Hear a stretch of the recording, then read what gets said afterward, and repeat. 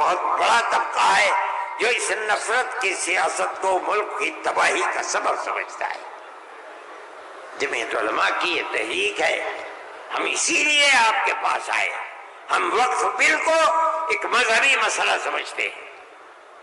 آپ اس بات کو سمجھیے، لوگ نہیں کہتے، میں تو سچ بات کہہ دیتا ہوں، آپ کے اس صوبے کی حکومت وہ بیساکھی ہے جس کے اوپر مرکزی حکومت ٹکی ہوئی ہے،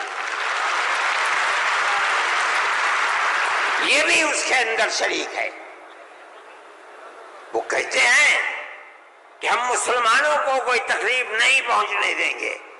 میں نے جو بات کہی ہے اسی لیے کہ یہ آواز ان تک پہنچے کہ وقف کو زندہ رکھنا یہ ہمارا مذہبی فریضہ ہے، ہمارا مذہب ہے وقف۔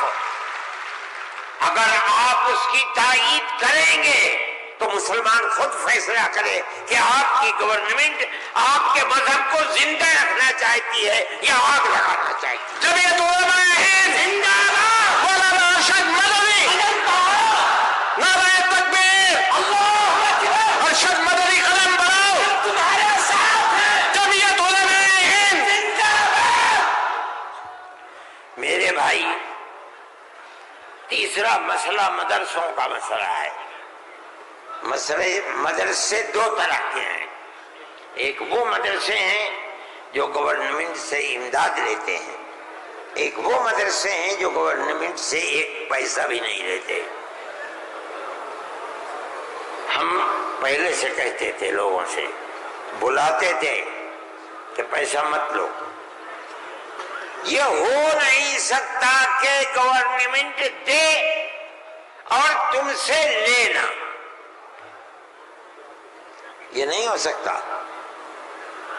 آج سے تقریباً 15-20 سال پہلے دلی کے اندر ایک میٹنگ بلائی، بہار کے لوگ بھی اس وقت گورنمنٹ میں تھے، یہ بھی تھے، اور وہ یہ تھی کہ مدرسے والوں کو ہم پیسہ دیں گے۔ سب نے منع کر دیا کہ ہم نہیں جائیں گے۔ میں نے یہ سوچا کہ مجھے جانا چاہیے، چنانچہ میں چلا گیا وہاں۔ انہوں نے مجھے اسٹیج پر بلا دیا، اس کے اندر بڑے بڑے وزراء بیٹھے ہوئے تھے، ارجن سنگھ بھی تھے اور دوسرے لوگ تھے۔ وہاں تقریر کرنے والوں نے تقریر کی مدرسوں کے خلاف، میں خاموش بیٹھا رہا۔ اس کے بعد مجھ کو کہا کہ آپ بولیں۔ میں بولے، میں نے ان سے کہا کہ آپ نہیں جانتے کہ مدرسوں کا کردار کیا ہے۔ میں آپ کو بتاتا ہوں، جب 1857 کے اندر لوگوں کا قتل عام ہو گیا تو اب ملک کی آزادی کے لیے جہاد کرنے والے مجاہد ہی ختم ہو گئے۔ جن لوگوں نے جہاد کیا تھا وہ جیل میں پکڑے گئے۔ جب عام معافی کا اعلان ہوا تو علماء نکلے اور سر جوڑ کر بیٹھے۔ 57 میں جہاد ہوا تھا، ٹھیک 9 سال کے بعد 1866 میں دارالعلوم کی بنیاد رکھی۔ کیوں؟ اب مجاہد زندہ نہیں رہے، دارالعلوم میں جنگ آزادی کے لیے مجاہدین کی فیکٹری بنانی تھی، وہ ہے دارالعلوم کے اوپر۔ مدارس اسلامیہ زندہ باد، جمعیت علماء ہند زندہ باد، نعرہ تکبیر، اللہ اکبر، مدارس اسلامیہ، اللہ اکبر۔ اس فیکٹری سے بڑے بڑے ہزاروں مدرسے بن گئے۔ جہاں دنیا میں جائیے، نیو یارک میں چلے جائیے، واشنگٹن میں چلے جائیے، لندن میں چلے جائیے، ساؤتھ افریقہ میں چلے جائیے، اور ایشیا کے اندر تو جس ملک میں قدم رکھو یہیں کے فارغ ہیں یا یہاں کے فارغ ہونے والے کے شاگرد ہیں جنہوں نے مدرسے بنا رکھے ہیں۔ یہ مدرسے در حقیقت ملک کی آزادی کی ضمانت ہے.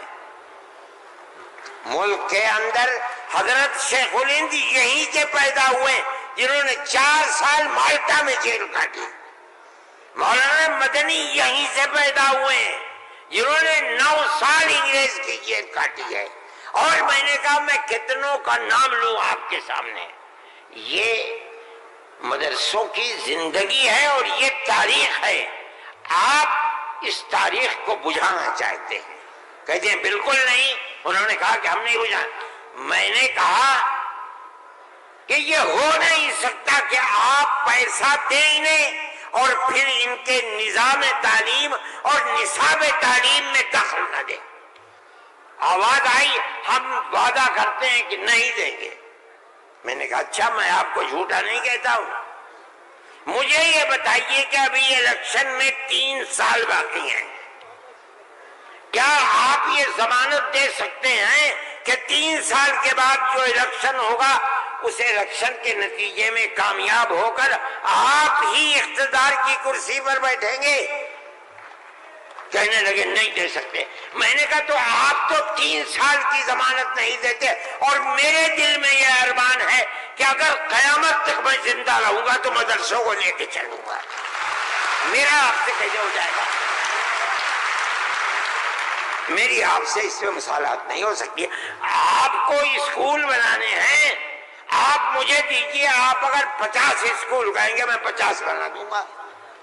لیکن آپ یہ چاہیں کہ مدرسے کو ختم کر کے اس کے اندر اسکول کا نصاب بن جائے یا یہ مدرسے آپ سے پیسہ لے کر چلے.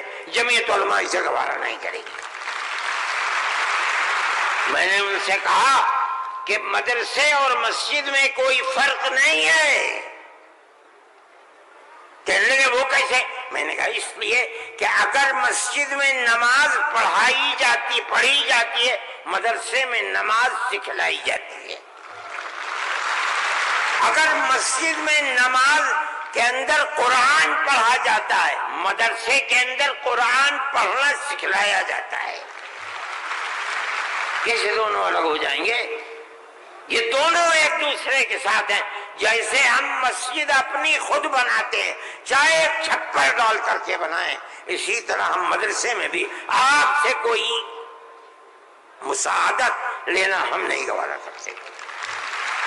اچھا میں یہ کہہ کر کے بیٹھ گیا. صدیقی صاحب جن کو گورنمنٹ نے بنایا تھا اسکولوں کو ان کا اقلیتی کردار دینے کے لیے وہ میرے